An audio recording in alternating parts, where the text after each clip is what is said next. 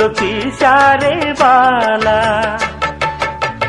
ఖైదీ ఉందా ఇదిగో ఇందా ఖైదీ కన్నయ్య కాదే, వీడికి అన్నయ్య వాడే. జగదేక వీరుడి కథ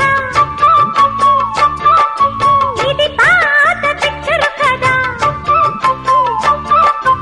అతిలోక సుందరి తల అతికిల్చి ఇస్తా పద. ఏ మాయ చేసైనా ఒప్పించే తీరాలి. చుక్కలు తెమ్మన్నా తెంచుకురానా, చూస్తావా నామైనా చేస్తానే.